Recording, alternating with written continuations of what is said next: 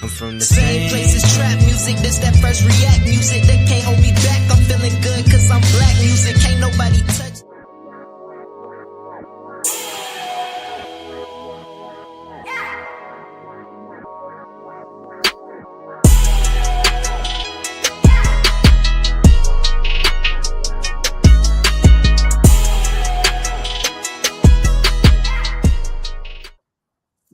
Happy Sunday and welcome back to another episode of Cigar Sundays Live, where we define, examine, and analyze words, sayings, and phrases used in American culture. And tonight, we will be smoking on proper. So grab your thinking caps and get ready to smoke on words with two big nerds, myself, Chef Earl Pearl at DBCHEFTV, and the God, Ali Dawood at BK Soul Farm. And we are the Cigarden Panel. Peace, God. How you feeling? Peace, God. Y'all feeling pretty good, man. Like it's May, right? It's May, right? The year is halfway over almost, right? Like so everything is going good, right? Like everything in the garden is growing well. Like all the livestock is reproducing well, right? Like everything is doing what it's supposed to be doing. It's like spring is springing. Spring is springing, right? Right. And, you know, life is lifing, but, you know, spring is springing. And we take our wins and our lessons and we learn from them. And so we have more wins than lessons. Ain't that right? Right. More lessons on how to win, baby. You know what I'm saying? How about you, God? Just, you know, as always, God, thankful for another sunrise. And just looking at the progress, the peacefulness, the progress, and the positivity that we've been able to maintain through overcoming challenges throughout the week. And happy to get back here with my brother so we can do another show and get a little bit closer to some of this knowledge and have fun with it like we always do. And before we get into that, y'all, please make sure to smash that like button and also subscribe to the channel. Hit the notification bell so when we go live, you never miss an episode of Cigar Sundays Live. Also, share the link, y'all. Share with a friend, with somebody that you know that be trying to get their words together too. And then also we're going to tell them, head on over to www.bksoulfarm.com and pick up your copy of 1016 160 Self-Sustainability by that brother right there, Ali Dawood at BK Soul Farm. The link is in the description.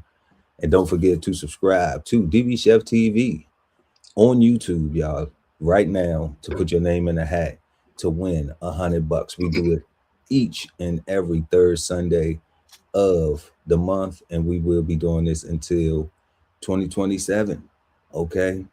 And we might take it past then. But for right now, you want to go ahead and subscribe so we can get you in. And thank you for supporting us, supporting our content. And that's what we want to do, show some love back with you. So the link is in the description, y'all. And don't forget, we got DBCHEFTV and BK Soul Farm merch. Links are in the description. And like we always say, if money's tight, it's all right. We're going to still love you if they do what, God? Smash that like. Absolutely. So we're going to go ahead and jump into proper and our questions for tonight's word. Our first question, what do you think of when you hear the word proper? Second, growing up, what were you told was proper, and does it still apply? And does it still apply today? 3, what historically is the idea of being proper in the Black community concept? 4, how does social media influence what people think is proper today? And 5th and final, last but never least, is the word proper bad, good, or misunderstood? And you know what y'all got to do. You got to stick around to the end of our exchange of these insights to find out what the Cigarden Panel thinks. And we want to know what you think too, you know. So let us know in the comment section. either during the live chat or in the comment section, depending on where you watch this at. And we appreciate y'all for that. So what we're going to do is go ahead and get to our first question. What do you think of when you hear the word proper? And then we're going to go to the definition. But let's go ahead and go to the guy, Ali Dawood at BK Soul Farm. What do you think of when you hear the word proper, God? Peace, God. Peace, God. So the very first thing I think of when I hear proper, I think of hoity-toity. Hoity-toity. I think of, I think it's equivalent to being nice, right? Nice. After what we learned, what the definition of nice was, right? Not on what we think nice means, but off the definition that we learned. I also think that it's the quote unquote right thing to do, right? It's that common respect or common decency that you hope that you hope for, that you hope is reciprocated, or hope to have, right? That is shared amongst everybody, right? And I guess we'll go into it, further in the questions. But yeah, like my very first thought, it's hoity-toity, like the proper, sitting up straight, shoulders back, chin tucked, your pinky in the air when you drink your stuff, and so like mannerisms, super duper manner. That's why I said equivalent to nice, right? Because I think those things are niceties, right? Things that people just do in front of each other that they may not necessarily want to or would do if that person wasn't there in front of them. Like chewing with your mouth closed. Yeah.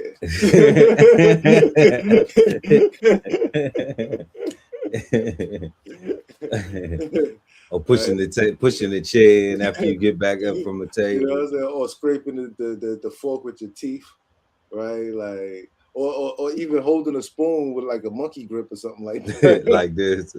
Like this. Holding the spoon like this instead of like, like you got some home training. Is that home training? Or is that being proper?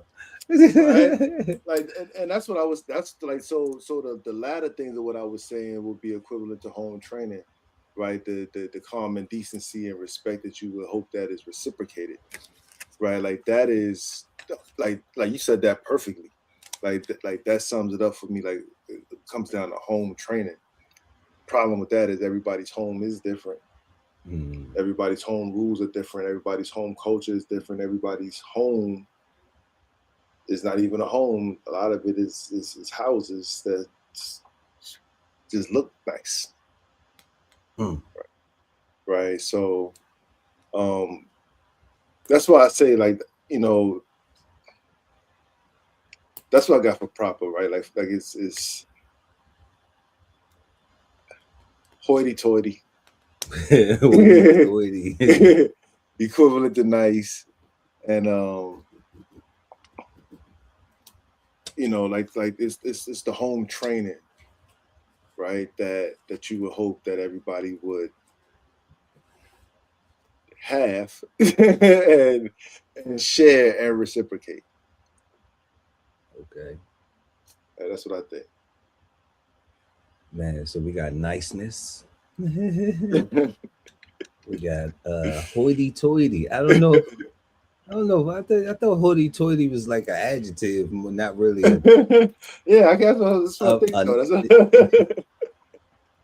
Or is it a verb? Because is it an action? Is it an action? Is the action being taken? Because when I hear that word, what I think of when I hear that word. When I hear hoity-toity, I think of a behavior. I think like I see dollies. Doilies. You know what a doily is? I see doilies everywhere. Like little dolls and stuff. It's a like a so like if somebody was setting a table it's like these little things that they will put up underneath stuff, and they got like different patterns. Like the little thing you put on, like the put. Oh, okay, that's like that's got a name for that. It's called a doily. It's called a doily.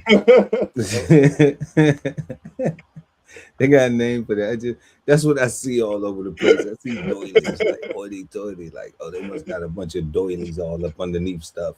And China and fancy wares, and Yeah.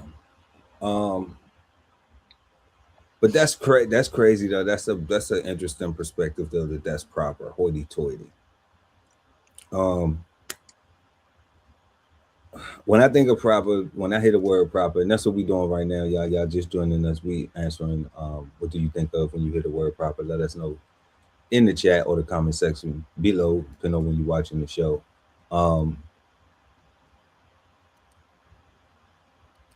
I think of like discipline, a standard, and like a discipline.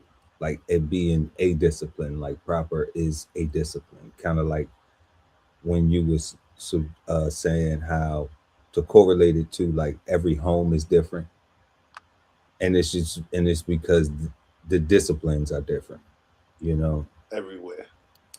So like I look at it as a discipline,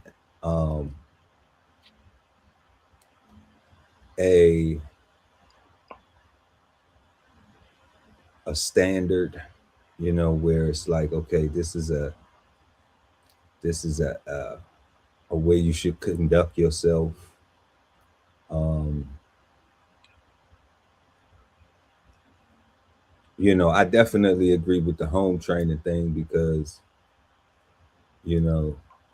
it does start there, but that's where it comes. That's where I guess we first experience being proper is somebody in home, telling you that thing like, don't hold your spoon like this, or breaking you from allowing you to do it for a certain age, but then breaking the habit once you get to a certain age and be like, no, this is the proper way that you do that. And they like, well, I thought just getting the food in my mouth was what was the point. And then we deal with that. So, and it's like, oh man, and then it's like, where did we get that from? Where did we get that? It had to be held like this. So,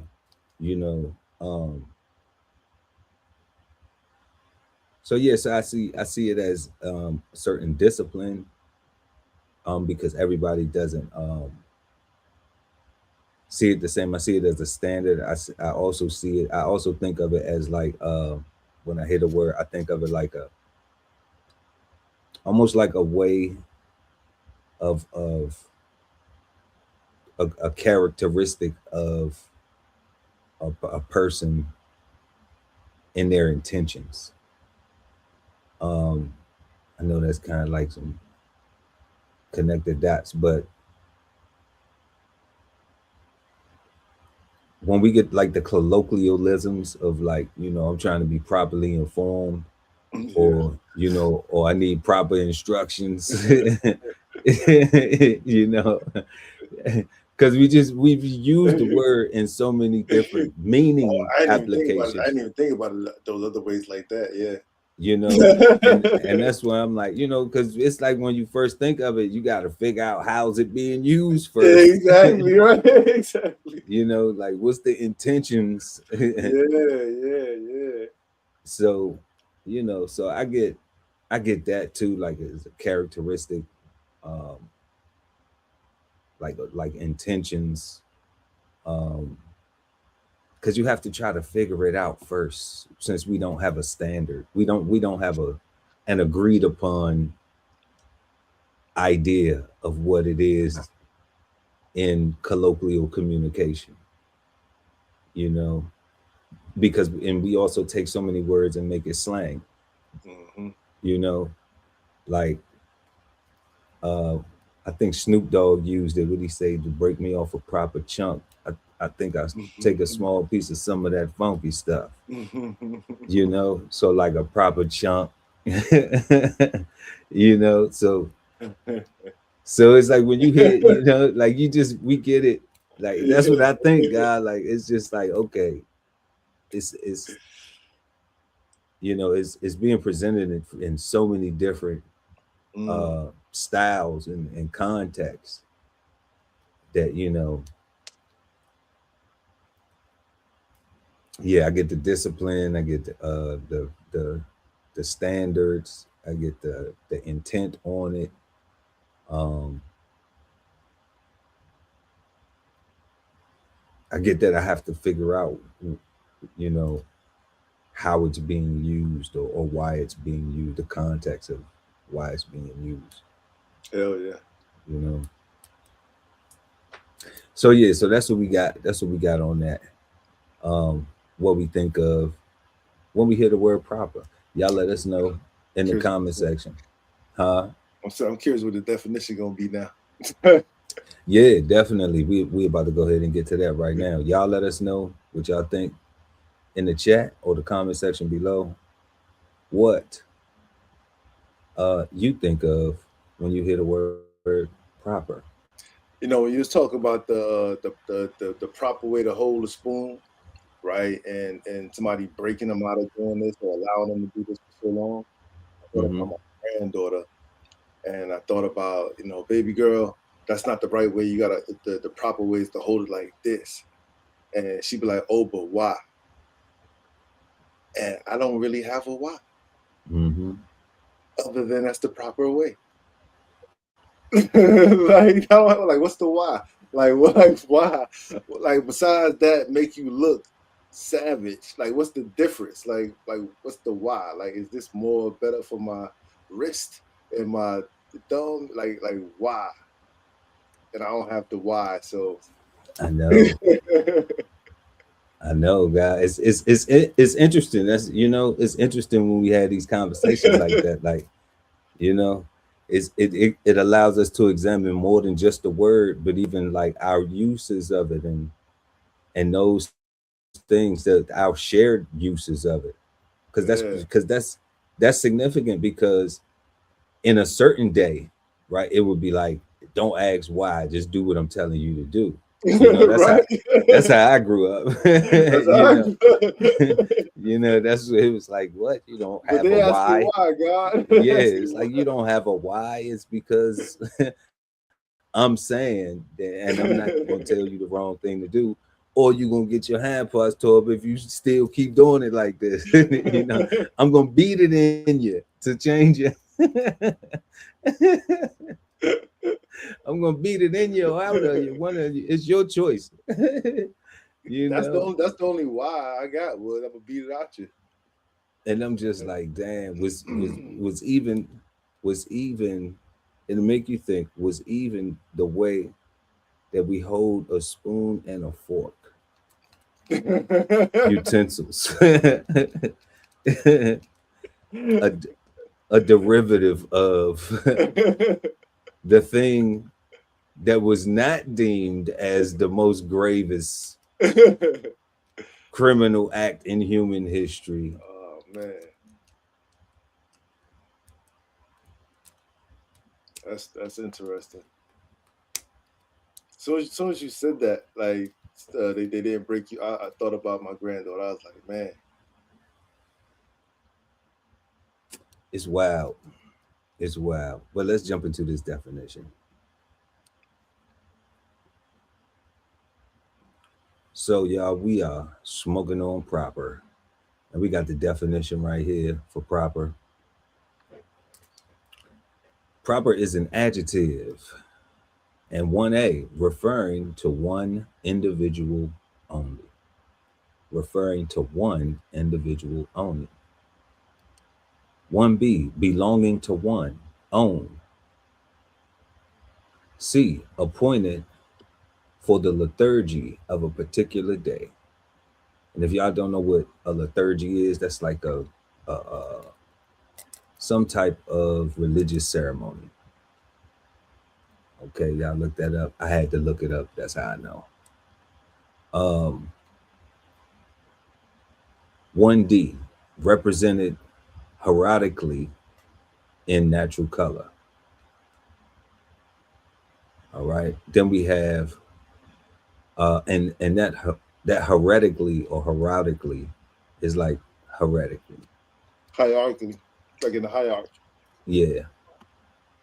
You know, like it'll come from you got a nose like you got your mama nose. You know, or and your brother got it too, and your sister got it, and all the kids got that. Even though some might be a little lighter brown, a little darker brown, we all got that from that parent. All right. So, and they talking about in color with it, but I'm talking about in living color with it. So then we got two, belonging characteristically to a species or individual, and that's where I kind of put that together. Uh, Characteristically to a species or individual, peculiar. All right. But then don't be upset at your mama nose or your daddy nose or your daddy lips, because that's good looking. Okay. Handsome. That's handsome. That's excellent. All right. Even in its British, it's utterly absolute. Absolute. Okay.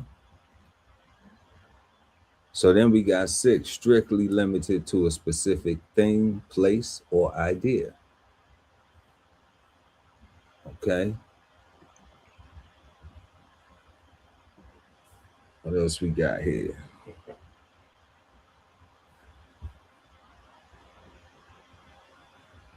Then we have correct, strictly accurate, correct.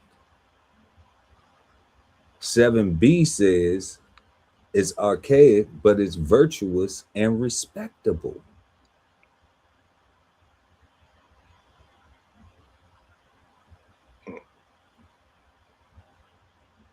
Then we have C, strictly decorous, or decorous, strictly decorous. Decorous. I added an I in there. Gentle. Okay. Then we have 8, marked by suitability, rightness, and appropriateness. Is fit. Then we have 9, being a mathematical subset that does not contain all the elements of the inclusive set from which it was derived. So that's being used in mathematical equations in some type of calculus or physics or something. Then we have it as a noun. The parts of the mass that are vary according to the liturgical calendar. As a noun again, the part of a missal or breviary containing the proper of the mass and the offices proper to the holy days of the liturgical year. All right. And then we see it last but not least as an adverb, in a thorough manner, completely. In a thorough manner, completely.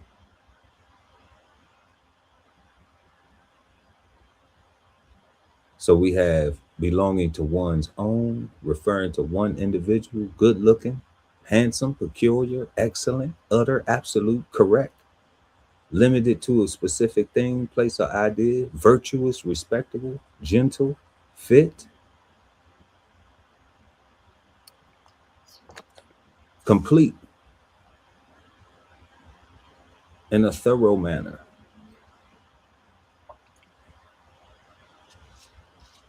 And liturgical is spiritual in nature, biblical in origin. So proper. Now let's see what the thesaurus gives us.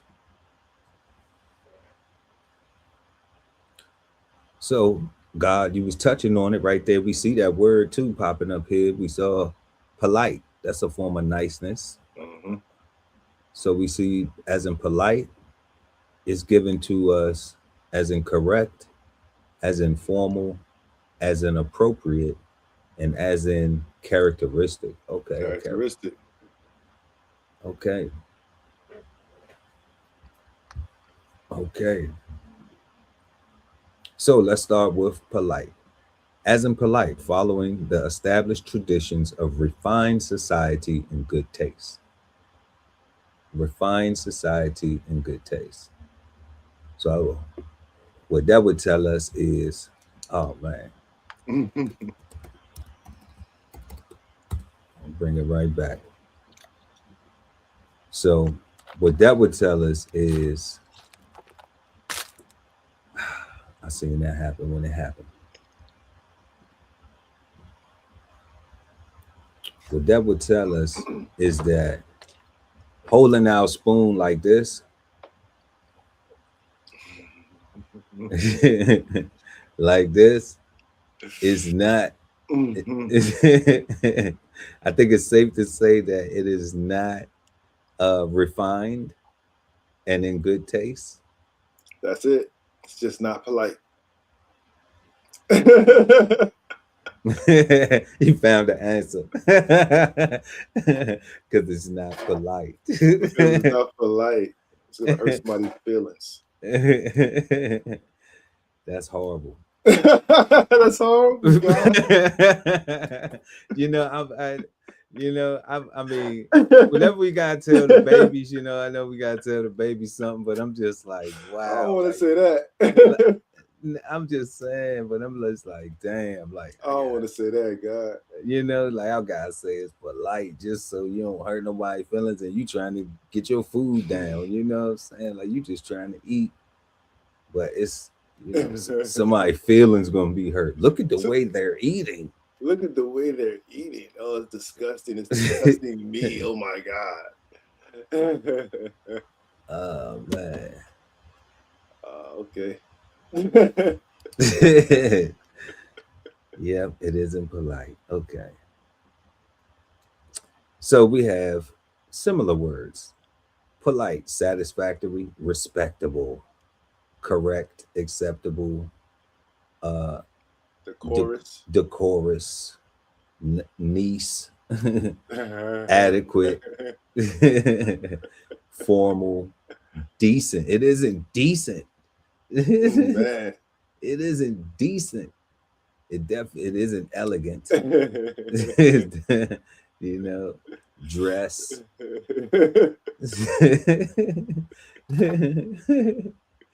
Oh man, befitting, genteel, seemly, relevant, gracious, tolerable, dignified, prim, de rigueur. Is that what that is? De rigueur? I was gonna say de rigueur, but de rigueur sound better. Okay, permitted, apt, dressy, compatible, authorized, congenial, stuffy, harmonious. It isn't harmonious to the dinner table. It's not kosher. We heard that. Material, allowed. It isn't allowed. Priggish. And it's stiff.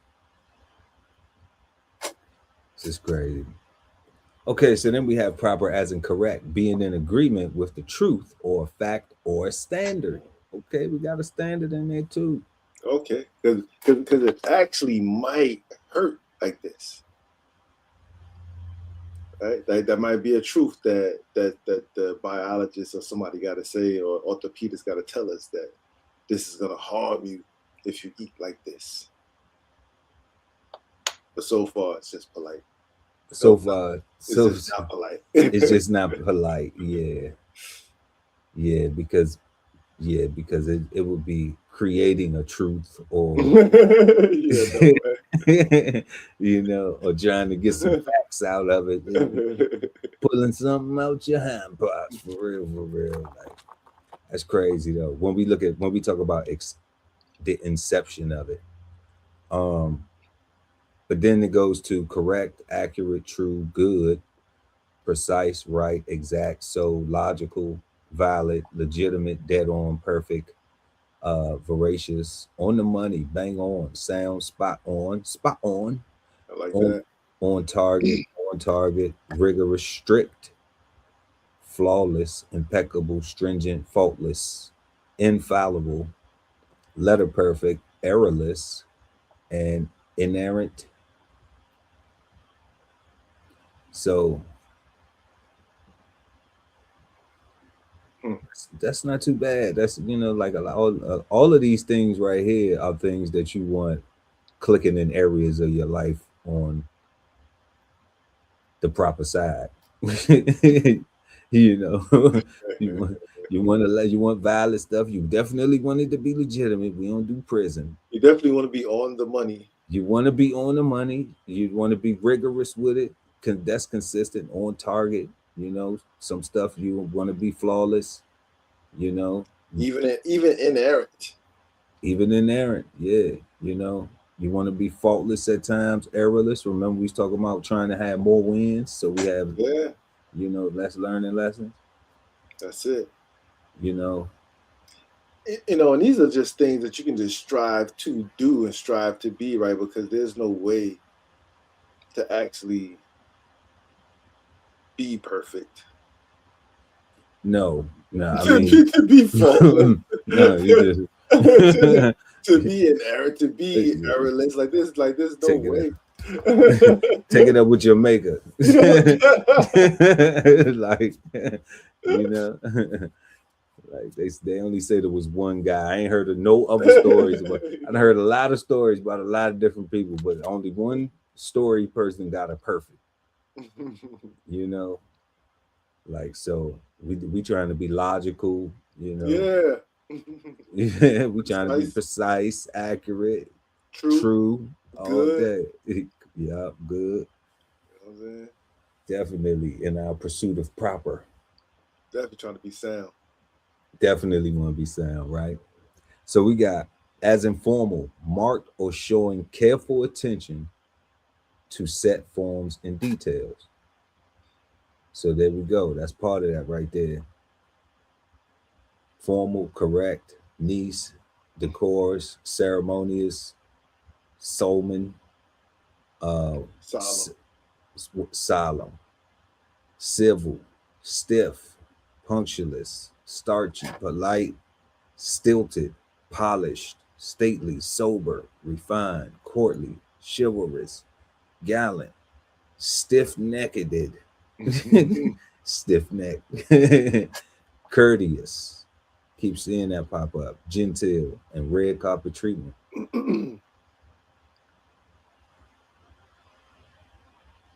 Genteel keeps popping up too. Mm-hmm. Yeah, nice is popping up. Correct keeps popping up too. But now we're seeing things like being civil. Improper. Let's check out appropriate. Appropriate, we see meeting the requirements of a purpose or situation. I like that. That's appropriate, suitable, fitting, good, fitted, adequate, right, happy, meeting requirements of a purpose or situation. It's appropriate to be happy when you're taking care of business every day.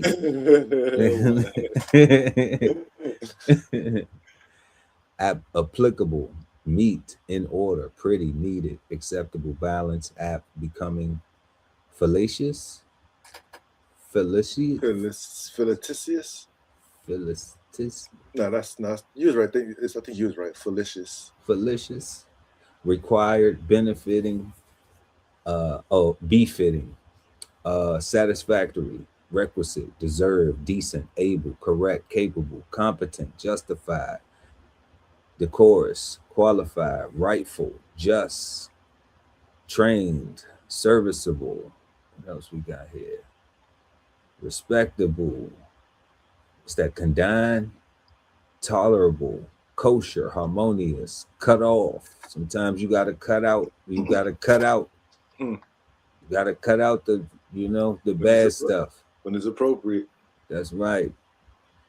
Consonant, pitch perfect, seemingly, congruous, and compassionate. Through all that, still want you to be compassionate. And then we got characteristic, serving to identify as belonging to an individual or group. Characteristic, distinctive. And this is what I was talking about earlier, because that word popped up. I didn't know this word was gonna pop up, but this is what I was talking about. Like when your shirt that says, you know, we out here, we just spread everywhere. Mm-hmm. And it's like, you know, how do we know that there is a we? Because it's characteristics of the we. It's standards. It's that we set. Right. I mean, but we following them so Correct. so you can identify it, you know. Correct. So that's where it's like, so and we would say, you know, that's proper, you know, like we wouldn't say that because we probably wouldn't use that word, but understanding this now, we like, yeah, that's proper. Yeah. So characteristic, distinctive, distinct, typical, distinguishing, diagnostic, individual, peculiar, identifying, classic, symptomatic, unmistakable, usual, general, discriminating, specific, common, normal, generic, special, particular, regular, identifiable, idiosyncratic, pronounced, especial, model, paradigmatic. Yeah, paradigmatic. Yeah. No, not the same. Paradigmatic. I could dig it. I can dig it. Paradigmatic. Paradigmatic. Okay. And then archetypal. So looking at this right here, I'm like, man, I'm looking at some of these things, and you know, a lot of these things we get demonized. I know I have been, but it's almost like we're being discriminating, right? This seems. I had a conversation, and I think me and Cold Season on Brunch with the Fellas, our last episode, we was talking about this, and I was making a comment like everybody's racist, and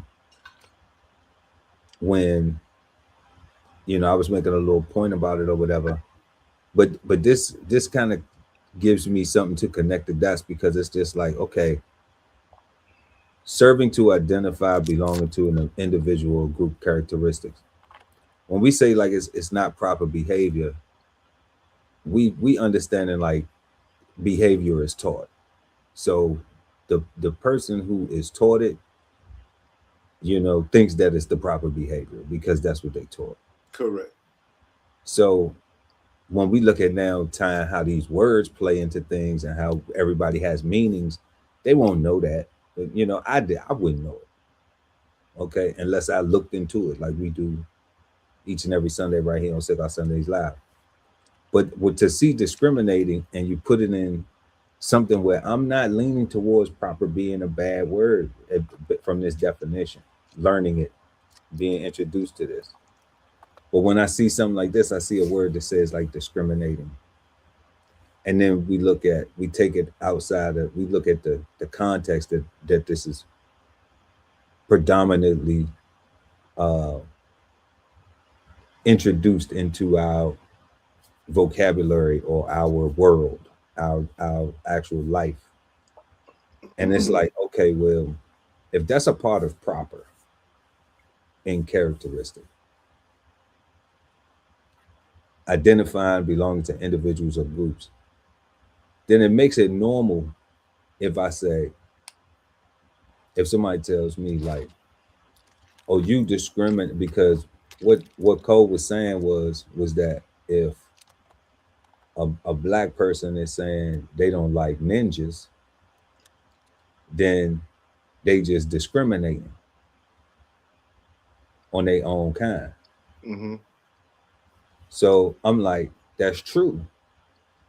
But everybody has something to discriminate about. Everybody's discriminating about something because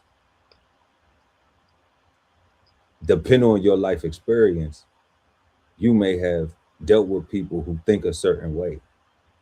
And when you encounter those people who think a certain way, you have to do something to not allow yourself to you have to do something to make sure that you stay on your path. Correct. If it does not align with theirs. Yeah, discrimination, discernment, about the same right thing. So you have to discriminate, therefore you would have to have some type of characteristic, a distinctive something about a specific or normal about those certain people that you come in contact with and how they act and how they think and how they do what they doing. So And I'm saying for this purpose, something identifiable. Right. Even as it's definitely identifiable, but that's how you know. We don't, we don't know it till we see it or we hear it, So that's why I was just like, nah, I think everybody got racism in them because it's part of American culture, because colonization started the whole idea of racism.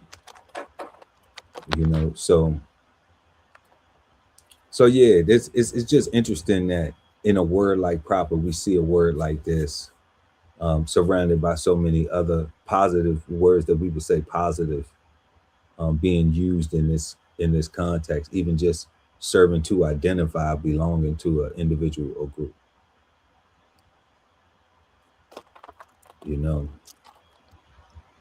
And even though they give us this context of malaria and other diseases that are proper in the tropics, I mean, we could easily change out the words and finish and rearrange that sentence.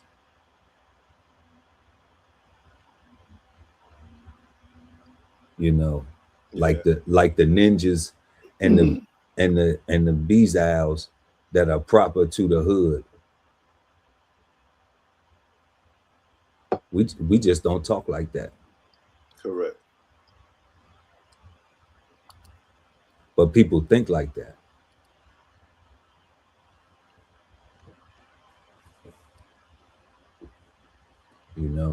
People think like that. So we got proper referred to one individual only, belonging to one, to own. We got proper as an own. We got appointed for liturgy of a particular day. That's like a master of ceremonies in a religious or spiritual type of situation. Then we got this hereditary thing in color. Then we have being characteristics that are related to characteristically speaking to species or individual, very peculiar. We got good looking, we got handsome, we got excellent, we got utter, absolute, limited to a specific thing, place, or idea. We have correctness, we have virtuous, respectable, we have genteel, we have fit, and then we also have complete in a thorough manner. So y'all let us know what y'all think about the definition in the comment section, and we're gonna go ahead and get to our second question.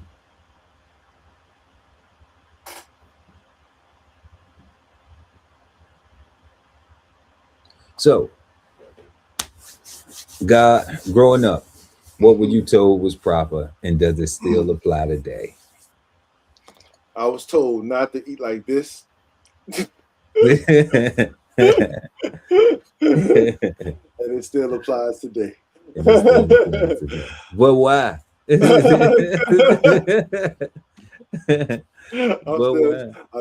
I want to know why. Right now, I'm actually gonna find a good reason and find out why.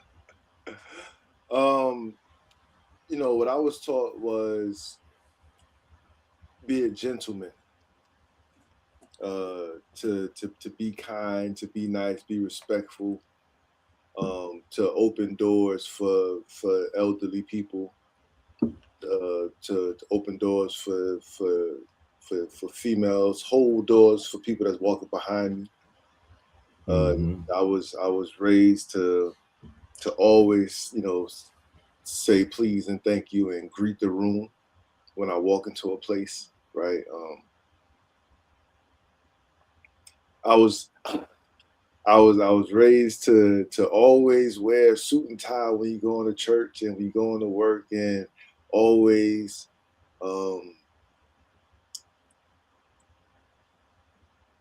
look corporate, or professional, right? Because that was safe. I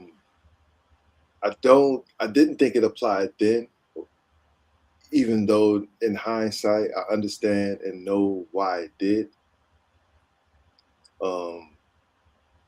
Does it apply today to me, for me specifically? No. Because I think that your output is more, has more value than your appearance, right? If you know what I'm saying, like I care about what you can do. I was taught, just the regular things like, you always put yourself on the side of the street when you walk with your family, to where you take the blunt of the vehicle so that they stay safe. You can push them out the way or whatever. That applies. Like that ain't going. And there's a good reason for that, right? Because I want y'all to live, and I'm responsible for everybody, for everything, and part of my responsibility is to take the hit. So that's the why. What else was I taught was proper? Yeah, like to me, it seemed like a lot of hoity-toity, superficial things, right? Like, because it always seemed like it's always came to like people's first impressions and how people saw you, right? And for whatever reason, I've always had a problem with that. I've always understood it. You're a black man in America, right? And surprise. You know what I'm saying? Yeah, you had a problem. No, do tell why you black man, why you had a problem with like you see my skin and you automatically put me in a box, and I don't like that, right? Like, what's my output? Man. Like, what's my value, right? And you can't tell that if you just look and you decide with no knowledge. Like, that's a terrible decision-making process, in my opinion, right? I wouldn't want to go nowhere with you thinking like that. But let me ask you something real quick though, on that topic real quick though. Yeah, I gotta mess with you real quick. So this is sincere though, right? Yeah. Like, how are you coping with that trauma, God? How are you coping with that trauma? With trauma? With that trauma, with that trauma of, I'm gonna have to just my complexion is gonna get judged before I even show the content of my character, before a layer of the content of my character is even gonna have a chance to even exemplify itself. So what I do to cope with that is I choose to be correct first and then comfortable second. Okay, I'm glad, because I wanted you to share that, because we're not getting no check for it. So you know what I'm saying? So the God said to do what? How do we handle that? Be correct first. Be correct first. Right, and then comfortable second. And be comfortable second. That's like peace, God. what's the policy? What are the guidelines? What are the rules? What can I do? How can I be comfortable in this environment that I mean, I wouldn't be in an uncomfortable environment, first of all, but if I was in something that I had to be in that was so terrible, I would find my way within that. No doubt. No doubt. Because they just not because those are traumas that African American Black people really lived. And we, you know what I'm saying? And they just said it ain't gonna be no check for that. So like, there ain't gonna be no you know, check for that guy. You know what I'm saying? So like at first, guy, I ain't even have you know, I had my beef, but I ain't had nothing to keep. I ain't had nothing to wear on my sleeve. You know what I'm different saying? though when they say it. But now I got something to wear on my sleeve, and I'm just like, you know, now it's like, what so you mean? What you mean? Yeah, now I got something to wear on my sleeve. Yeah. You know, so I just gotta. I want to point out those things that we experience, you know, but then also make sure that people notice that, like, if dang, I go through that too. What's the solution? Because nobody else cares. Yeah, you got to be correct, and then you got to be comfortable. You can't get comfortable first. If you get comfortable first, you're gonna be wrong. You got to be correct first, and then get comfortable. Right? Definitely. So, right now, y'all, we talking about growing up. What were you told was proper, and does it still apply today? Let us know in the comment section. You know, share some things with us that you grew up with, that you were told that was proper. You know, a lot of things we share similarities growing up, and some of the things you were saying, like, you know, when you go to church, you gotta wear a shirt and tie. You know, and I recall like so many different things. Man, because you know, like I was a knucklehead as a kid, so like the teachers could spank me because that's how much I wasn't trying to remember the proper stuff. And but I mean, but it was so many things between what we were talking about earlier, like the home training. You know, when you get in somebody's car, you know, ask them before you just start rolling down the window or you start touching anything in a vehicle. You know, if even things with animals where it's like, you know, if the person has a dog, like, and you like it, you ask them, can you pet their animal first? You know, like you don't just go up to them and just, because what if your ass get bit? The dog don't know you. You don't know if dog friendly or not. You know, I still think that applies to today. And I still think getting in people's car and touching stuff applies to today too. You know, other things like being courteous when you go into people's homes. You know, you don't touch nothing. You don't. You know, you sit where they tell you to sit at. You know, you don't put your hands on stuff. You don't pick up stuff. Going in the stores, I remember going in the store. It used to be like, you know, don't touch nothing. Don't ask for nothing. Don't even look at nothing, because you ain't getting nothing. So, That's so funny. So don't even look at it. You know, and oh no, I quickly started having me some money like 11 years old. I wasn't with that going in the store with the nothing no more. Like, nah. Every time we go in here and I want something, I need to grab. You know. But even today though, like that lesson still resonates with me, because it's like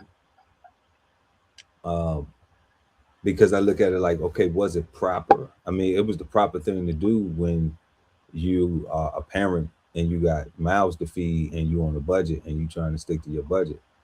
You know, people may disagree with the language that was being used, but I mean, everybody now be like, oh, kids will be kids and they badass kids. So you just talking to them all kinds of, you know, not considering the language that the communication habits that you're establishing with the children, you know. But I look at it now, like, does it apply now? Because that's part of our question that we're answering. Yeah, because with having discipline to go in the store and just get what you need to go in there and go get, I have a place to self-reflect on and say, you know what? Yeah, I gotta have a talk like Nana V ain't with me right now, but I gotta act like Nana V is the one going in the store about finna pay for all this food or whatever I'm going in here to get, and be like, look, when you go in here, we got money for food, and that's it. Like like if it, like if it's just one thing, okay, well, if it's part of my school meal, then in my lunch box, then I can get that. Okay, so nah, you gotta focus on lunchbox stuff. It ain't no extras, getting one snack for after school, that's what it is. It's laid out. So I get to take that into the store with that discipline because I have other financial goals and other budget needs that I need to meet. So I get to have that discipline and not look at it like it's negative. I get to find the properness of it, Yeah. regardless of how it was communicated to me, or you know any whatever social narratives or colloquialisms, like, oh, y'all was struggling. Like, yeah, it was struggling. You Yeah, got me. struggling. Yeah, but we here now. So um chewing with your mouth. What was another thing, like chewing with your mouth open, um chewing with your mouth closed, sitting at a table, like you couldn't do that. They wouldn't allow us to do that at home, especially not at grandma's table, like grandma and granddad table. They wouldn't allow us to chew with our mouth open. I had a couple of aunts that might let it slide, like they just chew, but I think that was because they got told they couldn't chew with their mouth, They just let them slide. Right. They didn't like that. That was one of the things that they didn't like growing up. So they now didn't. they getting their get back right now. Yeah, sending us out the house to be, chewing with our mouth open, instead of reinforcing the narrative constantly. So like you don't practice like that and you don't play like that. So and it was interesting, it was interesting.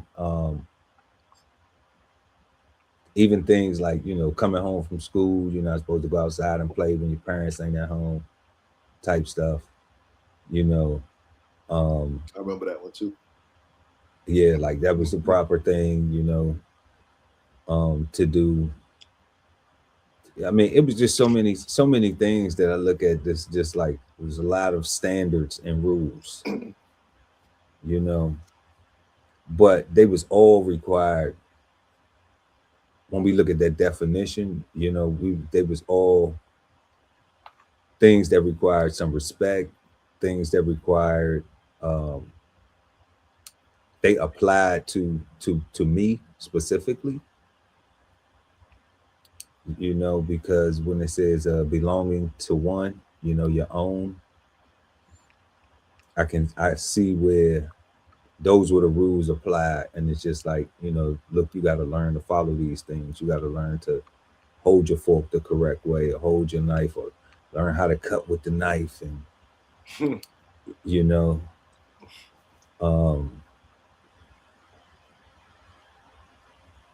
so yeah, so and I think those things still apply today. I do think a lot of those things still apply today, because that saying that we talk about, where like it's a time and a place for everything. Yeah. And I think, like, even I just couldn't imagine like us going out to dinner. You know what I'm saying? Like I could, Yeah. and we just, we just like this. Double fisted.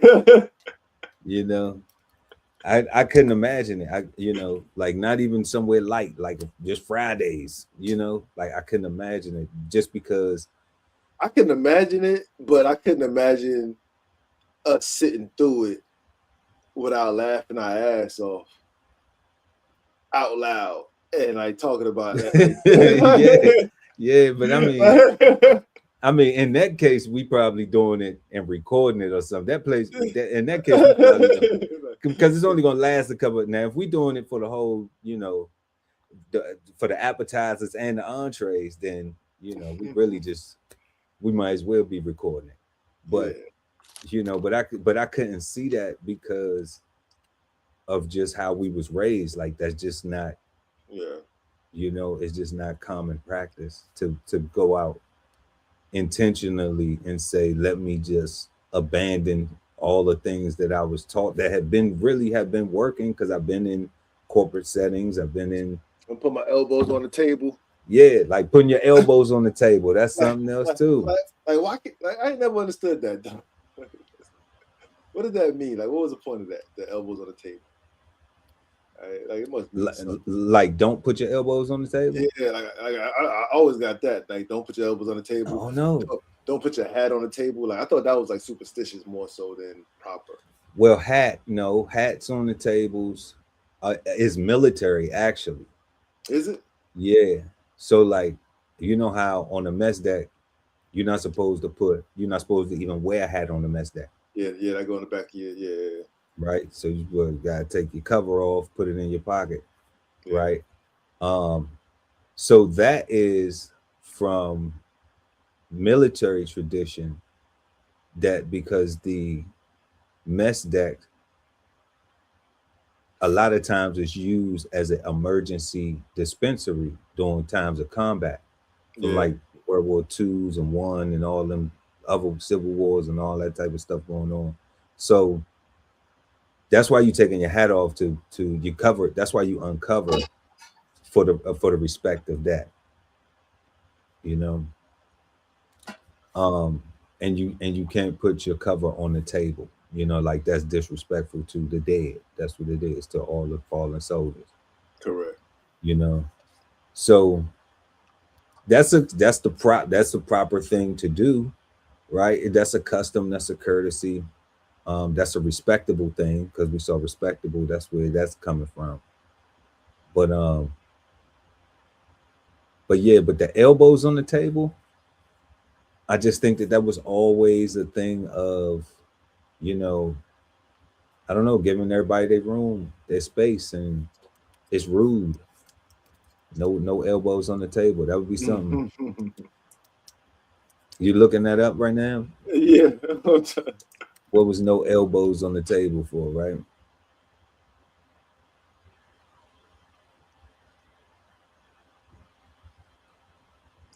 It says the rule against putting your elbows on the table is a centuries-old tradition that originally served as a practical way to prevent the table from flipping over. Oh wow! Because you putting too much weight on the table. Too much weight on the table to flip over. Wow.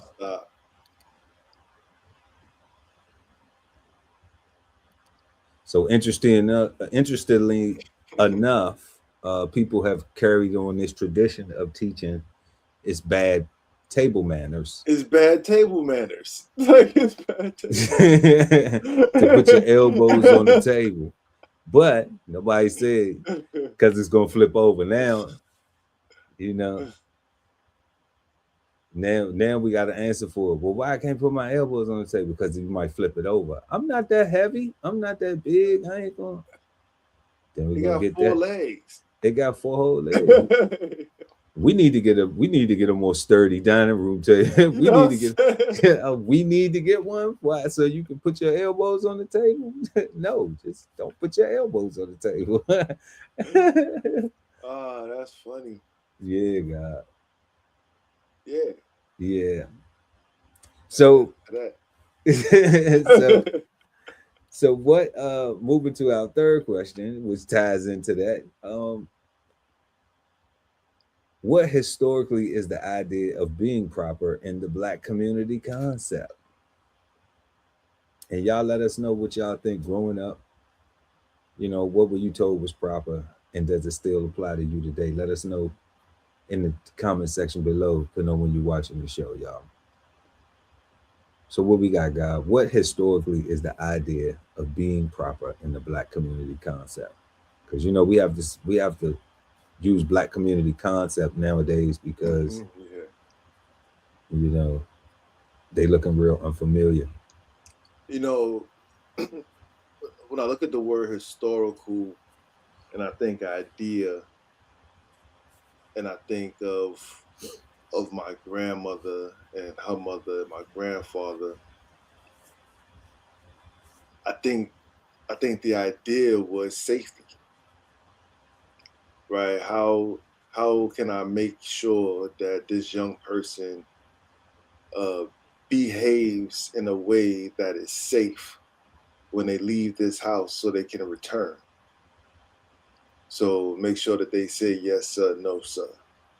Make sure they bow their heads and they do all the little things that they know they got to do to stay safe, to look polite, to come across as nice, to make sure that they are looking like they're being respectful at all times because they were raised to be respectful and to show respect, and they didn't want somebody to mistake their behavior for something other than what their intentions were, right? That's what I think. I think like even the whole, you know, I think about me and my dad.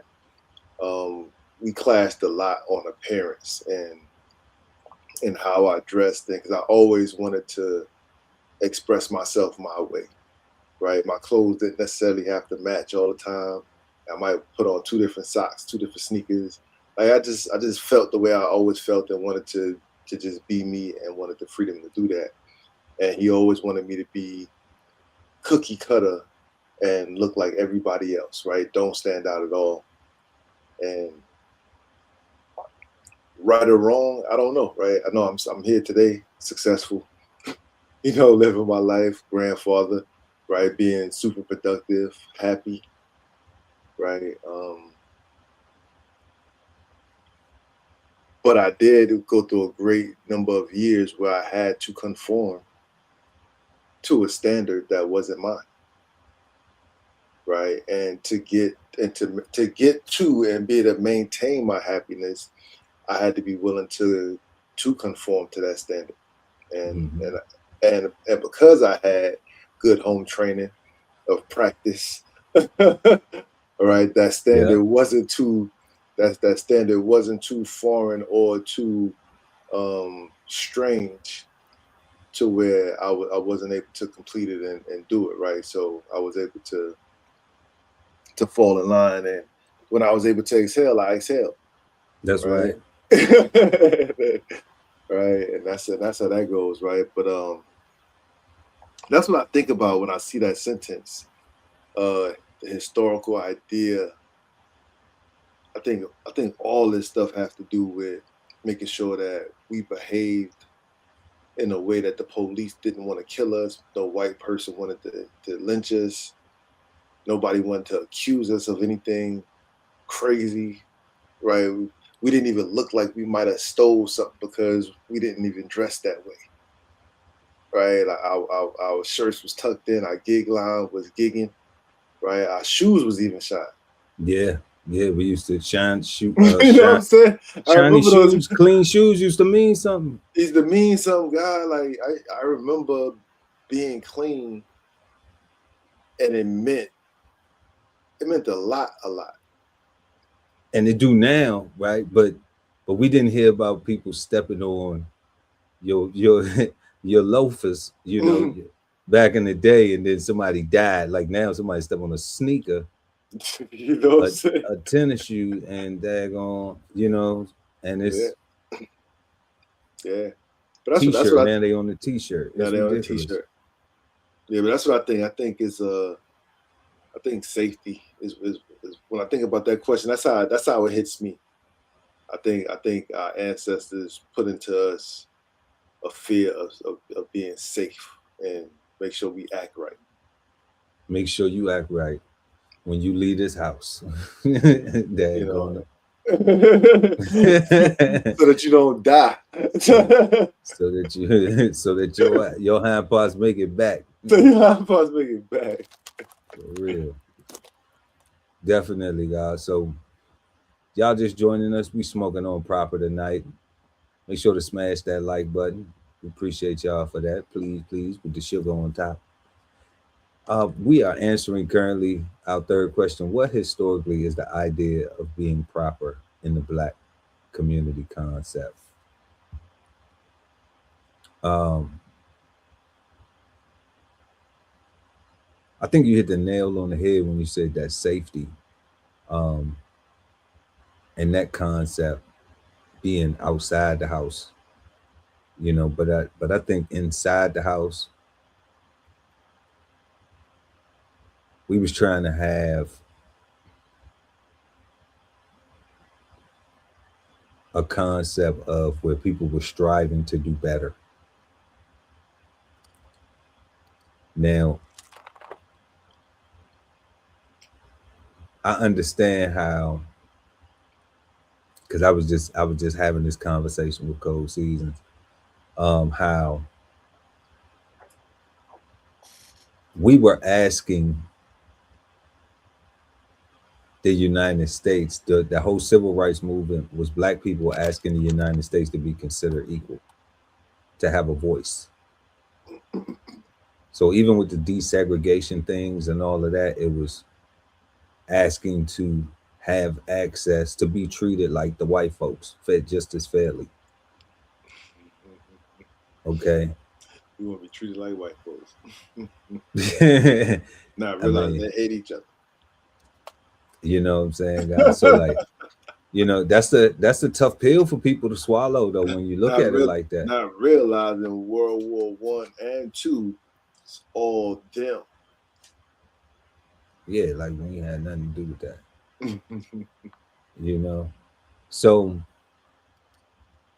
So when I look at that, I'm thinking like, okay, as we're getting all of these play points, we're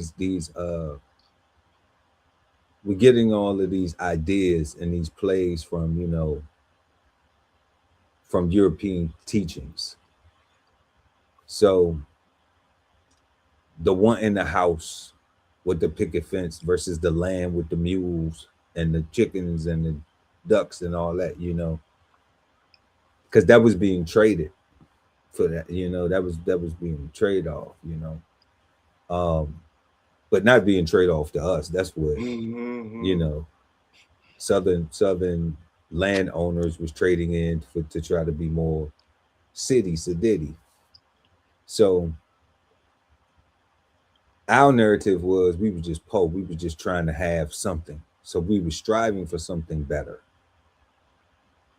And I mean, based on their stories. And then we seen based on the slavery story. If we just came over here and had nothing, and then it was slavery, and then you freed us, and then we had to fend for ourselves. It wasn't no handout, no money, no help. Just a few good white folks that may have helped you, and whoever else might have helped you out. Like, what I'm saying? Like that's the story, God, right? I told you, Thank you, Mr. White Man. You saved us. Oh gosh, thank you. I'm just saying, like, like for real, peace. Sticks. So it's like, okay, if that's what the narrative is, right, then that's what the history is. That's what we're gonna go with. That's on the claim, right? So families were looking, and when we talk about the Black community concept, we seen it where people work with each other. People help this person get a job and help their children do this and help this. When we had Black communities, because we wouldn't have had the whole civil rights history without there being Black communities to be able to organize that type of stuff and get it done. Because not a concept, but a whole community. It was a real whole community, So, people put their resources together. People did these things, so they were looking for better. So it was like we was talking about earlier, the respect thing, you know, in an aspect of like, or trying to be excellent or virtuous, right? They it would be like, okay, well, if I'm teaching my kids that when they leave the house, they should conduct themselves this way, like yeah, they have to do it for to make it back home safe in this environment. But it's also Mr. Ali is teaching his, he teaching his children the same thing, because it's important for our community to understand that this is how we treat each other, Correct. because we are not each other's enemy. Correct. You know, it's already a war going on against us when you leave this community, when you leave the comforts of somebody who will say to you, hey, you know, you ain't got no business doing that. I'm gonna tell your mama, or I'm gonna tell your daddy. You know, now we in a world where you say that, now the parents show up and want to fight you. What you snitching on my kid for? You know? Yeah.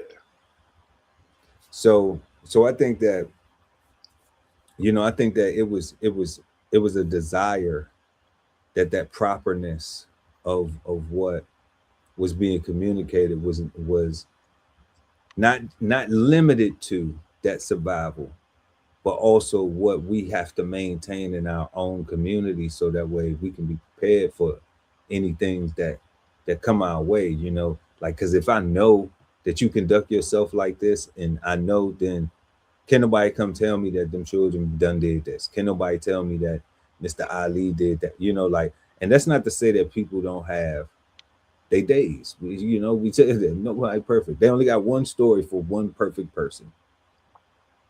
Okay. But my first thought wouldn't be to lean into believing the negative first. You would think back to your principles of how, hold up, like, hold on, like, that's not what we do. That's not what we do around here. That's not what we do. You'll start investigating stuff in your mind, at least, and start thinking. Right off top, I'm downtown or something. I see Mr. Ali's son going through something, and I'm just like, hold on, let me call Mr. Hyde, man. They got your son up here, bro. You know what I'm saying? Boom, boom, boom, boom, boom.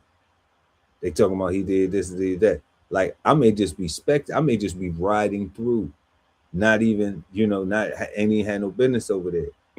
But I see somebody who I know, and I'm just like, nah, that's not their characteristic. That's not even the situation they supposed to be in right now. Clearly a mistake. It's clearly a mistake.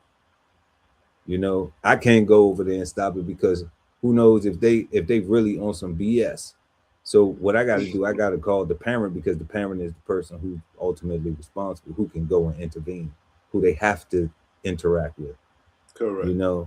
Especially even nowadays, they can say, you get back, you get tased and shit. Like, hey. or shot in the face. Or shot in the face, right?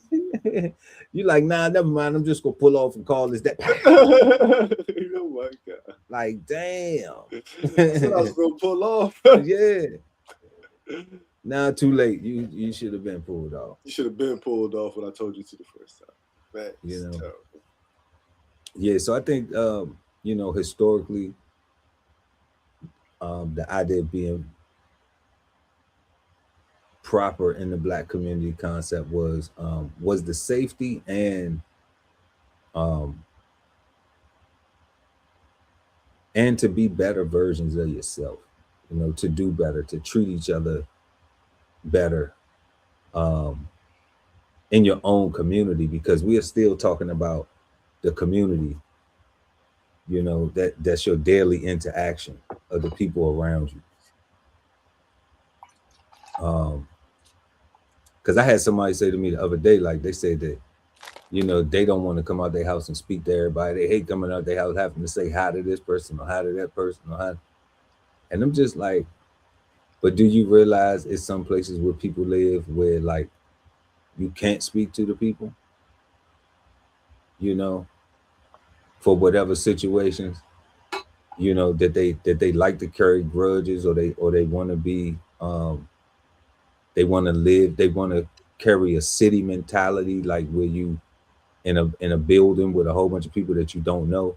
Like you don't know nobody living in the. It's like living in a downtown building. Any pick of downtown, you know, and there's a couple corporations around there that hire people and fire people and do what they do. That's where the jobs at, banks and all this other stuff. So a lot of people that live in the building, there's nobody living in the building for 6, 7 years, 10 years, 15 years. The building is in and out. It's midtown high rise living. Don't nobody really know each other. Don't nobody get to know each other. So people not speaking like that. You know, that's a social climate. So I was just like, I said to them, I said, well, you know, the way we grew up was you speak to your neighbors. That's what we was taught.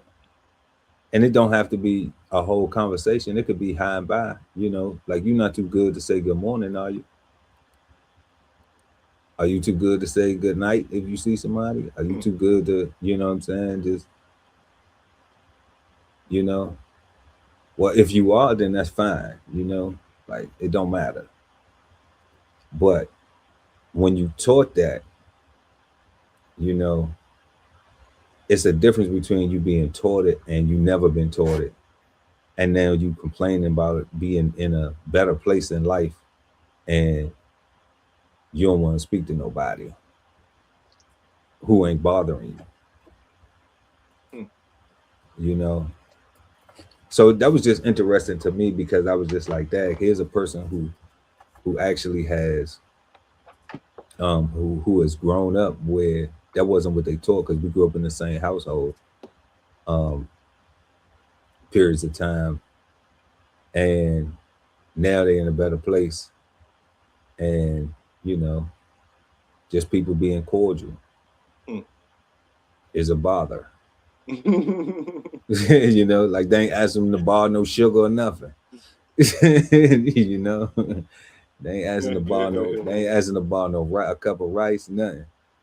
You know, sound like one of those females that go to the gym damn near naked, talking about everybody looking at me. I'm uncomfortable. You know, so I was just like, I don't know. That's we don't come from that. I'm like, just speak back, but say hey. You know, and keep it pushing. Exactly. You know, that's all. Like it really don't hurt that much, family. But y'all let us know what y'all think. What historically is the idea of being proper in the Black community concept? You know, let us know what y'all think. We're gonna holler at some folks in the chat real quick before we go to our next question. What's good, That's Sticks. Sticks 99. What's good, family? Then we got Bug in the building. What up, Bug? At lovely ATV. But yeah, so getting to our fourth question, how does social media influence what people think is proper today? And I know we're a part of it. We're probably influencing what people think is proper right now, right? But I think we more just trying to figure out the proper application of what is proper. What is proper, right? Where do we put it in all of this, in this world of words and meanings and people being offended by we didn't talk about how, well, we talking about it now. We talk about how in the Black community specifically, you know, you would be teased. Oh, you talking proper, you sound proper. Now, how do we get to that, even with, you know, hold your fork the correct way, you know, not putting your elbows on the table, and so all of these customs, courtesies, mannerisms, but then when it comes to articulating yourself and communicating, oh, you proper.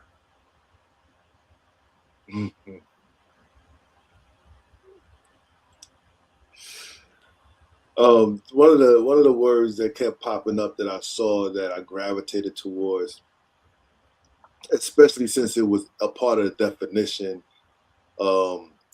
appropriate, right? Being fit. It was part of being fit, right? I think social media has almost abolished appropriateness, and kind of makes everything appropriate. Like if it passes the YouTube or the whatever social media platform moral code, then it's appropriate, right? And I think that we've given up on our own intelligence and leaned in heavy on the artificial intelligence for our appropriateness, right? And unless we get a warning and it says that this is going to offend somebody or this is going to violate something, folks are going out of their ways to just share stuff. Just share it, right? It's like they're not even just sharing it to like their close friends. And like, yo, let me show you what I did today. Like they share it to everybody, and it just comes up on timelines, and everybody's just looking at a bunch of weird stuff, and it's like, what? Like, why is this on my timeline? Right? And the things people are doing. It was a time where shame was a real punishment. we need to bring back shame. Yeah, shame is done, son. Shame is done. Yeah, cancel culture got rid of shame, right? Because what came a part of cancel culture was exposed culture. Okay. Right. So everybody's exposed and everybody's doxing, everybody's pulling out video or something. Like, hell, you even got people that signing NDAs that's talking, doing interviews knowing that they signed NDAs and stuff, and it's like they don't even care about the penalty, right? Because they get more money in exposing the person that, you know what I'm saying? Like it's the things that we grew up thinking, like I said, that would have shamed us, right? No longer seem shameful. And it just seemed like content, right? It just seems like another person trying to get a like, and that's how everybody sees it. You look at, and it's the whole society, right? Because you look at the president. Yeah, I saw that meme that you showed last week, that picture that he posted of himself or whatever with the bombs in the back and stuff like that, all the explosions. Like that would have been seen as one, definitely unpresidential, right? It would have been unprofessional. It would have been looked at as being immature, right? It'd have been looked at as provocative, just considering that the potentiality of it being real, coming from the highest person in a country, it would be disgusting and downright just bad. But he was able to do it. He posted it, and everybody shared it and shared it and shared it, and they shared how they felt about it, and it just kept getting more and more exposure, more and more attention, more and more and more and more and more. And it's like this thing that seems to be so shameful, that seems like it should be shameful. seems pretty proper. It seems like this is how you fight now. This is the proper way to do things. You like. So I think that's what social media has done. It has eradicated shame and replaced shame with what is proper. Like it's kind of the way that like we do with slang, and we make it mean something different. Right, but we make it mean something different for all of us, and then it means something different for everybody. that's how I feel like social media is doing that. That's different. So social media is making shame, and it's a lot. It's furthering people's picking and choosing. That's what that sounds like. It sounds like it is enabling more people to pick and choose inaccurately, without having a foundational basis of proper. Yeah, it's definitely doing that for real. Right now, y'all, we are answering, how does social media influence what people think proper is today? Man, I'm definitely gonna go with the idea that it's so many narratives on how to think about stuff, and what's right and what isn't. And I noticed that social media right now has created, the Karen, right? Right. So we have people now who are absolutely not victims, but then they will antagonize things and then want to present themselves as victims, but leave out all of their antagonism, So I'm thinking that, that ties in with this proper thing, because the proper thing is to be correct, and to be virtuous and to be respectable. It's to own, it's to own up to one's things, and be thorough, right? That's what the definition is given. So, I mean, a person who can be thoroughly and messing up too. You can thoroughly mess up. You can thoroughly make a mistake. But but owning up to it and correcting it, right, is learning from it and not allowing yourself to be in the same situation again. Man, if you don't learn from a thorough mistake, man. But define what's a thorough mistake. See, you're gonna have your level set of what is a thorough mistake, and then other people may say, you know what, that ain't no mistake to me. A thorough, but like, just think about that word, thorough mistake. That means you done went through it.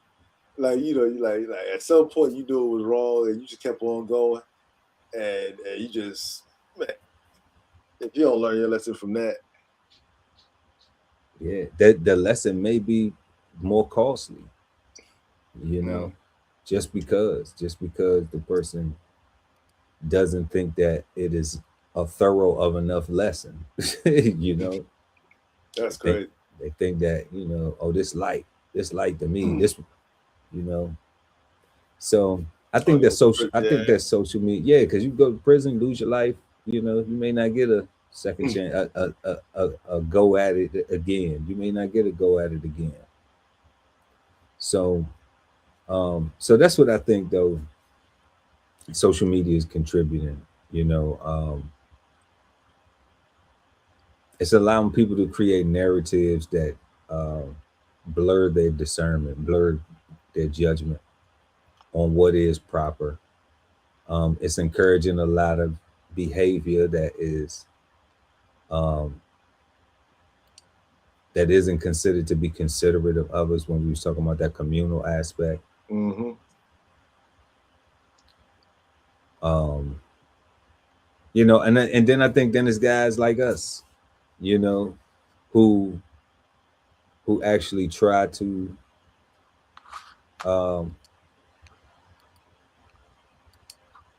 examine, and analyze the narratives. I was about to say, we just trying to understand for real, right? Like, yeah, and look at the definition, analyze the definition, and see how we have been applying it or how we have experienced it in life, and try to figure out how to be better with it, how to we also accept the definition. That's one thing. That's one thing we do. We have our meanings at first, and the definition is totally different from our meanings. We accept that we were wrong. That's right. And so we either stop using the word because we don't like it no more, or we change and make and put it in proper perspective, right? Because it's not just even though the definition say that this is what it means to me. That can't be right, because once we read the definition, that's what we got to go by. yeah, you're wrong. Just say it. Yeah, I'm wrong. I've said it. I'm wrong. I'm wrong. I've been wrong about a lot of these words. I've been wrong. But when I'm right, I'm right. And after I learn it, and then we get right. So definitely, and I think that's a tough thing too. I think social media has people not wanting to admit that, not wanting to admit wrongs. Not having the confidence to look at themselves and be like, I made a mistake. I'm wrong. Because that to me would be the proper thing to do, when we talk about correctness. So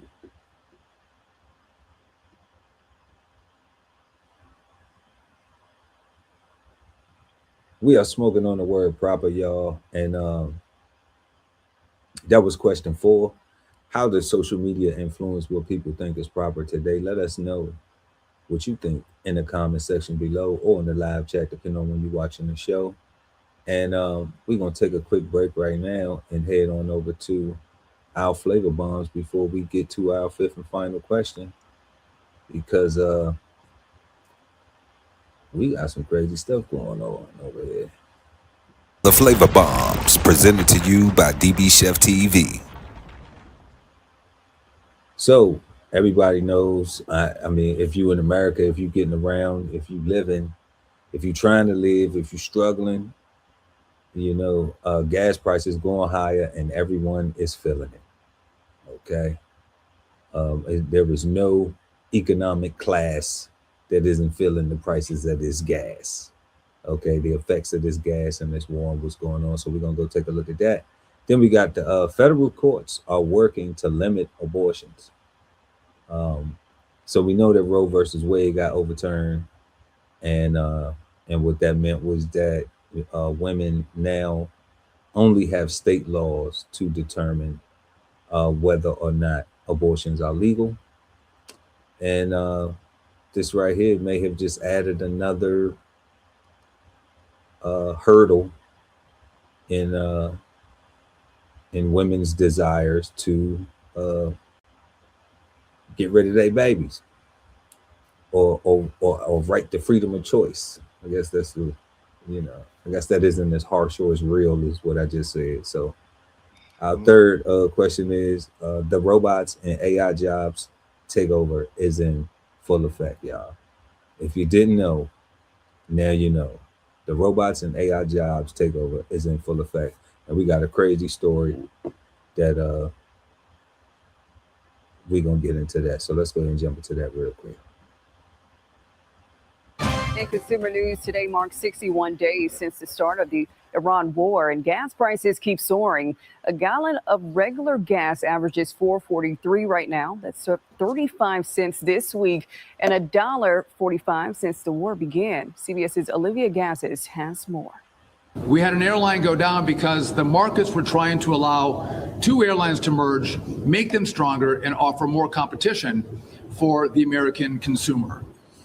Transportation Secretary Sean Duffy blamed Spirit Airlines' demise on the Biden administration for blocking a merger with JetBlue in 2024. The previous administration denied the deal over concerns it would remove a low-cost carrier and raise prices. The budget airline cited soaring fuel costs driven to historic highs by the closure of the Strait of Hormuz. That disruption now rippling through all of the economy. It's really been hard because gas over $5 is hard. You know what I mean? This to fill up is like $80. 42% of Americans say they are cutting back on their household spending. People are not going to spend as freely when they have to fill up their cars. And even if they're not filling up, it's like those high gas prices become a billboard and a signifier for all prices being higher. With the midterms approaching, President Trump is promising prices will fall once the war ends. But Friday, he dismissed Iran's latest diplomatic offer and downplayed the rising prices. I thought oil would be much, much higher than it turned out to be. It's going to come crashing down as soon as this war is over, and they're getting decimated. President Trump also following through on prior threats against NATO allies for, as he put it, not pulling their weight in securing the Strait of Hormuz. Yesterday, the U.S. announced it would withdraw 5,000 American troops from Germany, whose chancellor said earlier this week that the U.S. had been humiliated by Iranian leadership.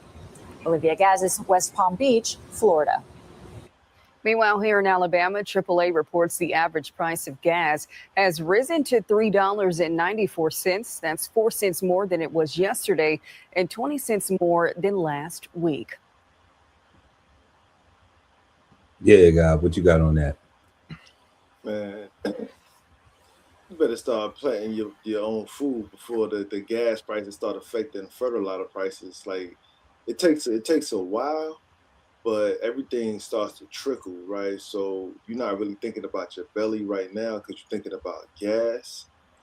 But as a producer, I'm telling you, like one thing has something to do with the other, and you need to start growing now, right? And that's the only thing that you can do to combat that, because the reality is when you stop, they saying people will stop buying stuff, and on one hand, that's good because now you get to see all the stuff that you didn't necessarily need, right? Cut out all that excess spending.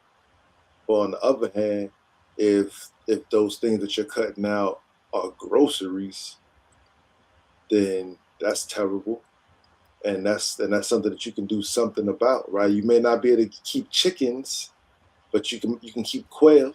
They're a whole lot smaller, a whole lot quieter, right? And they drop just as many eggs, if not more. Right? No doubt. And yeah, we got some tools and resources to help y'all get started with that, and we're gonna make sure that the links is in the description. So that was crazy, guys. But yeah, what you're talking about is what's called a lag effect. And anytime that there are, we already saw this before, anytime that there is a disruption in production or manufacturing, a lot of times companies will buy a lot of stuff up front. They try to front load it, but it runs out because the demand is still there. People still buying stuff. Mm-hmm. So when it gets low and they have to wait, which we saw during the pandemic when people just stopped working, production was not happening of things. This is a little different because some infrastructure has been destroyed. It's the difference when people just stop going to work and then, you turn off the machines and then everybody just got to go back to work and, pick up the pace a little bit, work, some extra hours. But when you get a building blown to shreds, blown to smithereens, it takes 2 or 3 years to rebuild that structure. Correct. Okay. So what the God is talking about is accurate. We're seeing prices and fuel affects everything. Energy affects every single thing, y'all, because it got to get there. Got to be made. Containers got to be made. Like, go look at this stuff. Like, it's serious. Okay, you want to be in proper position, to be effective. Then you can't wait for it to happen, because if not, you're gonna be out here looking crazy. So if you're not properly planning to prevent piss poor performance and properly paying attention, then you're gonna end up properly, stuck. Definitely.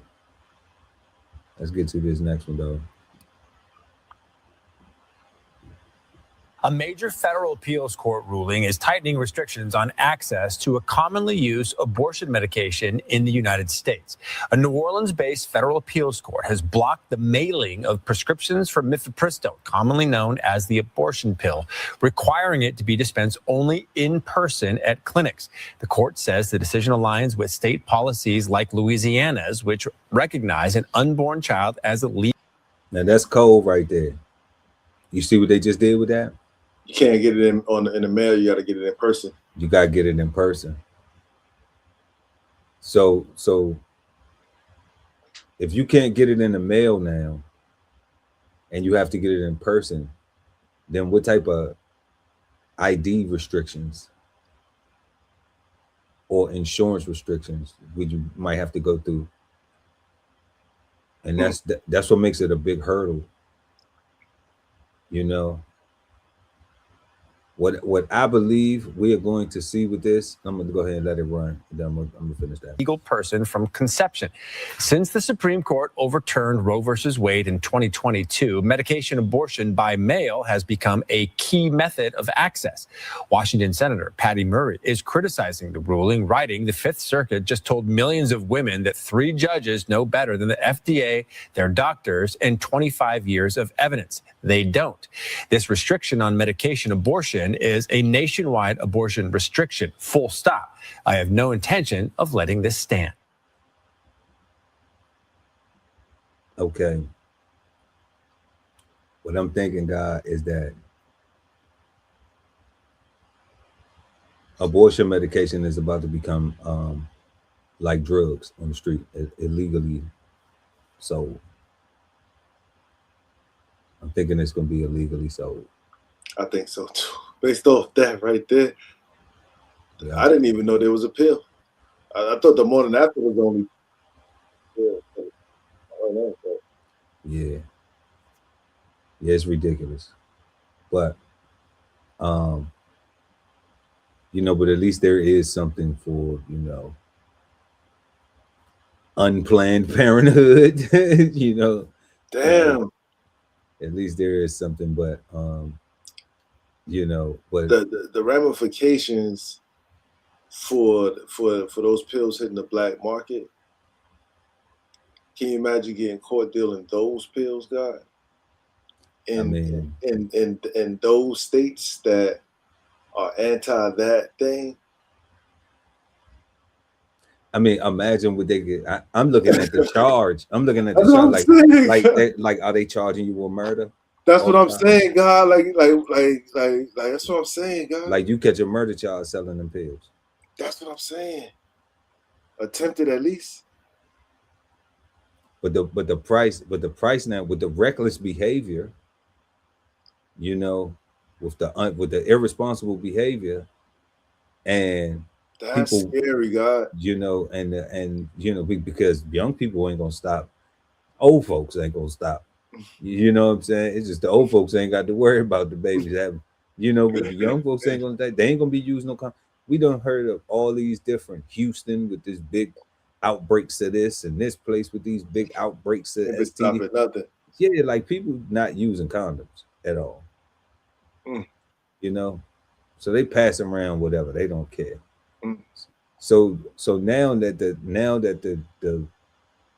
the women who are participating in this, now that they already, the federal government already said, look, y'all on your own. You used to have a dog in the fight with you, but now, no. Your state is left to tell you what you can do or what you can't do. They're going to regulate it. Okay. But now we see this medication. This is the one they've been using. This is the one that is the most prominent. Oh, we got to restrict this one. That's going to be hella. Oh, man. We got to make sure that they can only get this through the doctors. And the plan B's go for $50.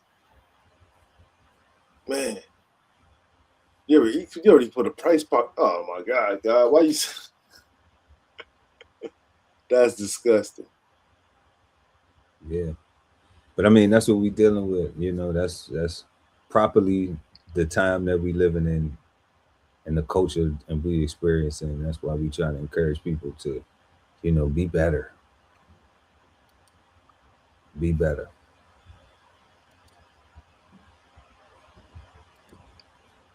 We've all heard about autonomous cars, but now there are autonomous trucks. For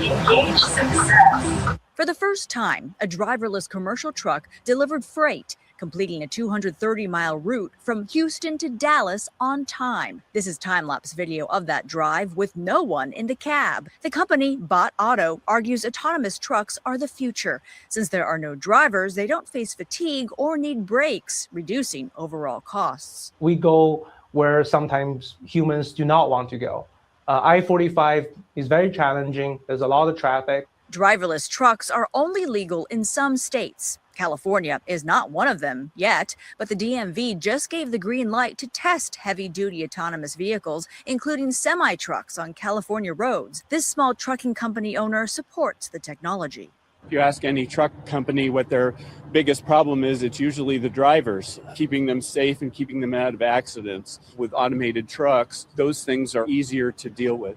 The California Teamsters Union is against the move. They plan to continue pushing for good jobs and road safety, saying the DMV's decision to rush forward with driverless heavy-duty trucks is reckless. Clearly, though, there's drawbacks. It definitely has the potential to improve goods movement, to lower costs of moving freight, but it's going to change our workforce. Experts say these advancements mean driverless trucks could drive 24/7. Truck company Aurora, based in California, estimates there could be 170,000 self-driving trucks on the road by 2035, representing 15% of the U.S. trucking market.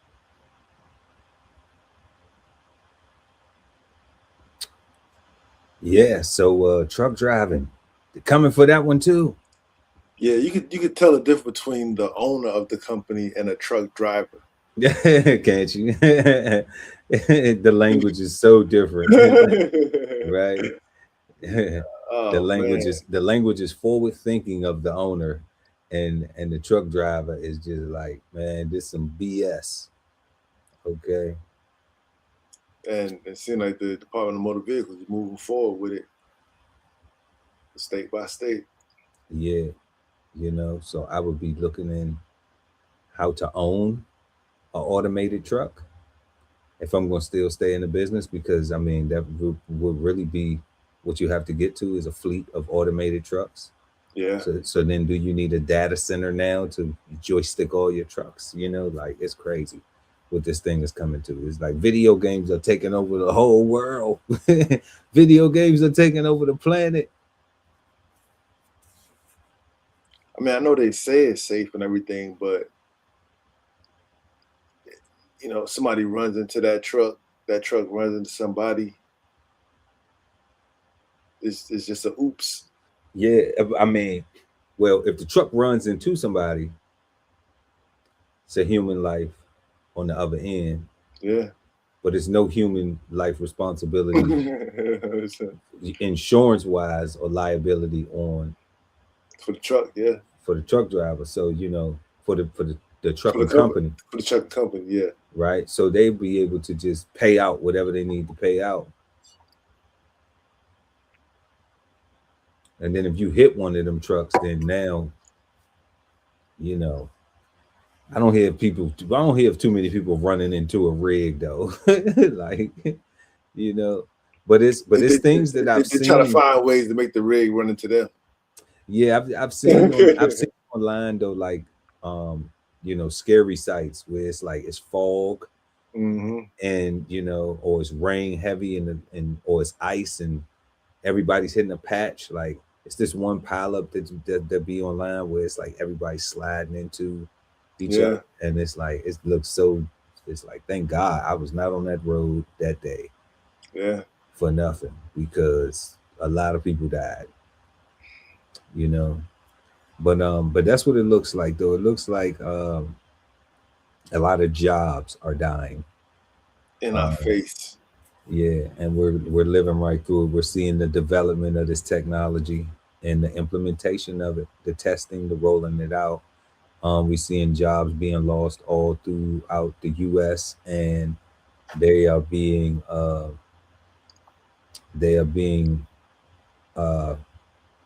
eliminated or what they say reduced. Their labor force being reduced and replaced with AI and robots and robotics. So there are a bunch of jobs, there are a bunch of career paths, bunch of skill sets that will not be replaced by AI as well. So we always encourage everybody to go look that up. You know, simple search, simple online search. You know, whether it's GPT or Claude or Siri or Alexa, whoever you rocking with, Google, you know, Yahoo search, what jobs will not be affected by AI, you know, or what jobs won't appear to be as seriously affected, you know, have the least likely to be affected by AI. Any of those will help you pick something out where you could, you know, be employed for the next 30, 40, 50 years or have a business that's thriving, you know. You still gonna have to do all the work though. That's the still gonna have to get your bootstraps because ain't nobody coming to drop no check off for you. You know, especially for the colored folks. Okay, so you know, yeah, it's just wild. It's just wild, and that's all we got right there. You've just been Flavor Bomb, and now back to our show. So yeah, if y'all just joining us, y'all make sure to please smash that like button, share the content, subscribe to the channel, hit the notification bell so when we go live, you never miss an episode of Cigar Sundays Live. We have been smoking on proper tonight, and we are at our fifth and final, last but never least question: is the word proper bad, good, or misunderstood? The God Ali Dawood at BK Soul Farm. Peace. I think the word is good. Peace, God. But I definitely think that it's misunderstood. I feel like we mix and match the politeness and the correctness up with it, right? I feel like as a child, my parents, in the name of safety, right? My grandparents, my great grandmother,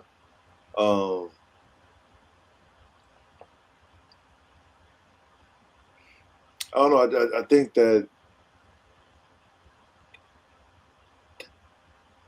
polite that in the name of safety, that being nice, and it became the correct thing and the right thing. Being polite and genteel in those words, right? Became appropriate, right? And not, I guess they was always appropriate, right? Because put on a face for where you at. I don't know. For me, I feel like I still feel like it's misunderstood. I feel like it's being used, but just wrong. It's being used wrong. Yeah. That would make it properly misunderstood. For sure. Yeah. And I'm gonna give it misunderstood. I'm gonna go with proper as misunderstood. Misunderstood. When we look at the bad and the good, yeah, I see bad and good in it, but it is properly misunderstood. Yeah. And that's because, yes, when we look at those teachings and things, and then when we look at the definition, you know, it's so broad. Yeah. And you see things that go together, you know, like owning and responsibility, respectfulness, virtue is being correct, even trying to be excellent, you know, or good looking, you know, when we talked about the being properly dressed to go to church, you know, you want to be good looking. Yeah. You know, even think about it now when people put on a suit and a tie or something, you know, you know, somebody is like, hey, you look handsome. Hey, all right. So You know, so I think just the things that were presented there for us to edify, for us to beautify ourselves, or present ourselves in a certain respectable fashion, or a certain which we would call proper. All of those standards were set, were defined. But like we also spoke of tonight, you know, social media is redefining those things constantly.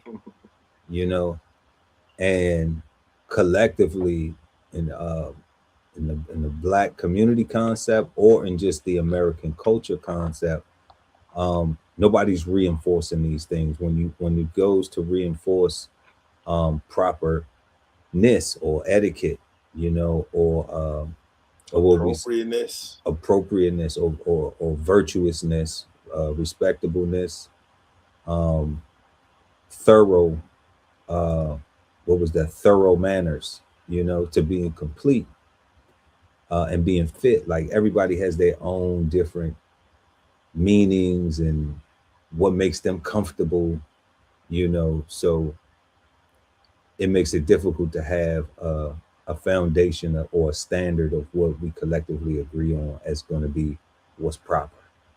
Correct. You know, so it's in that case, it is properly misunderstood. And yeah, and y'all let us know what y'all think. Is the word proper bad, good, or misunderstood? And that's our final question for the evening. We've been smoking on proper tonight, and we went through our 5 questions. 1, what do you think of when you hear the word proper? Growing up, what were you told was proper, and does it still apply today? What historically is the idea of being proper in the Black community concept? How does social media influence what people think is proper today? And is the word proper bad, good, or misunderstood? We would love to know what you think. So feel free to exchange your insights in the comment section below. And we definitely will respond to you. And thanks again for pulling up, hanging out with us tonight, everybody in the chat. So go ahead and give everybody a little quick shout out real quick. We got BK Soul Farm, Peace, Power, and Profit Team. Then we got Sticks 99 right there. Peace. And then we got lovely ATV. We want to thank all of y'all for pulling up, commenting, rocking with us out during the show. Rocking out with us during the show. And we want you all and everyone else to have a peaceful, positive, and productive start to your week. Remember, we are not the gurus. We trying to learn this stuff like you do. Okay? So, you know the motto. If it's something that you like, pick it up, have a smoke, exchange your insights with us. You know, if not, please leave it in the ashtray for somebody else to smoke, and smash that like button.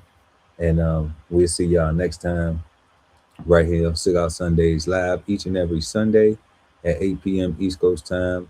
I'm Chef Earl Pearl at DBCHEFTV, always with the God Ali Dawood El at BK Soul Farm. And we are the Cigarden Panel. Peace, God. Peace, God. This whole publication is all about going from nowhere to somewhere, right? Being able to stand on something so that you can travel in peace, right? So bksoulfarm.com, 1016, 160 self-sustainability. Jump on the list and get yourself together, right? Because it is irresponsible to not even know what responsibility means. So get yourself together, food, clothing, and shelter, protection of that, support your interests, and live. Love ain't always easy, and we won't stop until we get it right. So bring that ass to the Love Speak podcast. Subscribe today and let your love speak at TLS Podcast. The Love Speak, now streaming on YouTube. If it's Friday night and you don't have a date, then brunch with the fellas is your spot, so don't be late. We go up at 9 p.m. with the trending topic news. Smash the like, comment, subscribe, and share the content. Don't be rude at Brunch Fellas, now streaming on YouTube. You are the key to your financial freedom, so unlock your inner wealth with financial fundamentals at Bows on the Table. Subscribe today and never miss a meal at Bows Podcast. Bows on the Table, now streaming on YouTube. At the Veteran Kettle Podcast, we thank you for your service, support, and sacrifice to our country. Listen to real stories of adversity and triumph as we give our best to honor our vets. Subscribe today and watch episodes now streaming on YouTube at TVK Podcast, The Veteran Kettle. Sign up for the newsletter and shop merch and clothing at DBCHEFTV.com.